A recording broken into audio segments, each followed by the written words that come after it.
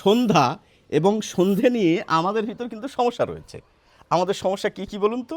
আমাদের সমস্যা হচ্ছে এই শব্দ দুটির বানানে, আমাদের সমস্যা হচ্ছে এই শব্দ দুটি কিভাবে লিখব তার উপর, আমাদের সমস্যা হচ্ছে এই শব্দ দুটির উচ্চারণ নিয়ে।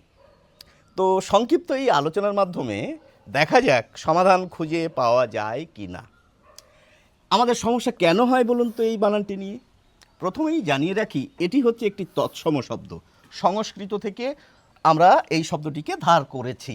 আমরা শুভ সন্ধ্যা বলি, আমরা কিন্তু শুভ সন্ধে বলি না। যাই হোক, এটি হচ্ছে সাধুরূপে ব্যবহার করা হয়। আর চলিত বাংলা বা কথ্য রূপে অথবা কবিতায় আমরা এই রূপটি বেশি দেখতে পারি। এখানে সমস্যা হচ্ছে এই যে জফলা রয়েছে সাপের মতো প্যাঁচানো, এই জফলার উচ্চারণটি আমরা করি না। জফলার উচ্চারণ যদি আমাদের করতে হয় তাহলে আমাদের বলতে হবে সন্ধ্যা। কিন্তু আমার জানা মতে, আমার অভিজ্ঞতা বলছে, আমি আজ পর্যন্ত কাউকে কিন্তু সন্ধ্যা বলতে শুনিনি। তো এই জফলার উচ্চারণটি প্রমিত বাংলায় বা মান্যচলিত বাংলায় আসবে না। সেই জন্য যেহেতু আমরা বলি সন্ধ্যা, আমরা অনেকে এই জফলাটিকে বাদ দিয়ে যাই। কিন্তু বাদ দেওয়ার উপায় নেই, তো এটি তো তৎসম শব্দ। তৎসম শব্দের লেখার নীতি হচ্ছে সংস্কৃতে যেরকম ছিল আমাদের সেই রকম লিখতে হবে। সুতরাং এই রূপটি আমাদের বজায় রাখতে হবে যদি আমরা সন্ধ্যা লিখতে চাই। এবার কথা হচ্ছে, এই যে সন্ধে, এখানে কিন্তু জফলা নেই। এবার দেখবেন অনেকে কিন্তু এখানে জফলা দিয়ে ফেলেন। কেন দেন বলুন তো? যেহেতু মূলে রয়েছে সুতরাং এখানেও দিতে চান। তো যেহেতু এটি আর তৎসম রইল না, এটি হয়ে গেছে অতৎসম। সুতরাং অতৎসমের ক্ষেত্রে কি হয়, উচ্চারণে কিছুটা প্রাধান্য দেওয়া যায়। সেই জন্য আমরা এই জফলাটিকে আর ব্যবহার করব না সন্ধে বানানের ক্ষেত্রে। এবার আপনারা এই রূপটির দিকে তাকান। সন্ধ্যা বানানটি বর্তমানে কিছু কিছু বইতে আপনারা এভাবে দেখতে পাবেন।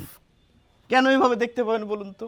এর কারণ হচ্ছে এই যে দন্ত নয় ধ, দন্ত নটাকে চেনা যাচ্ছে, ধটিকে কি চেনা যাচ্ছে? এটিকে বলা হয় অপরিচ্ছন্ন রূপ যুক্ত বর্ণের, যেটিকে দেখে সহজে চেনা যায় না। তো পরিচ্ছন্ন রূপ দিলে দেখুন, এটি হচ্ছে দন্ত ন আর এটি হচ্ছে ধ, পরিষ্কার চেনা যাচ্ছে। বর্তমানে কিন্তু সন্ধ্যা বানানে আপনারা যুক্ত বর্ণটিকে এই স্বচ্ছ রূপে দেখতে পাবেন।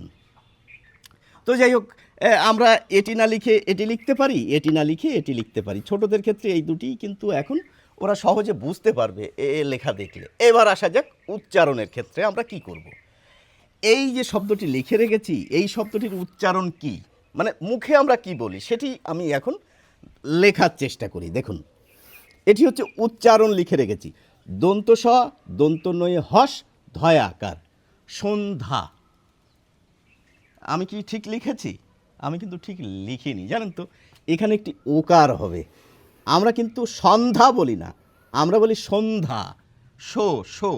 তো একটি ওকার আনতে হচ্ছে, কিন্তু দেখেছেন এই ওকারটি আমাদের কিন্তু উচ্চারণে আনতেই হবে, সন্ধ্যা।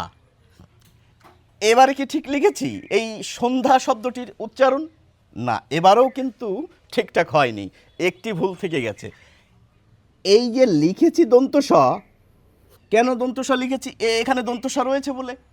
কিন্তু আমরা কিন্তু দন্ত স এর উচ্চারণ করছি না এখানে। কি বলছি বলুন তো? আমরা লিখছি দন্ত স, বলছি তালব্য স। কীরকম? দন্ত স এর উচ্চারণ হচ্ছে কীরকম বলুন তো? স স। অর্থাৎ এটিকে যদি দন্ত স এর উচ্চারণ আনি তাহলে শুনতে লাগবে এরকম, সন্ধ্যা সন্ধ্যা। প্রমিত বাংলায় এরকম বলি না আমরা, আমরা বলি সন্ধ্যা, স স স। এই যে মুখে যে সটি বলছি সেই স হচ্ছে এই তালব্য স। সুতরাং এই শব্দটির উচ্চারণ হচ্ছে, যদি ঠিকঠাকভাবে লিখতে হয় তাহলে কিন্তু আমাদের এভাবে লিখতে হবে, বুঝলেন? এই হচ্ছে সংক্ষিপ্ত আলোচনা।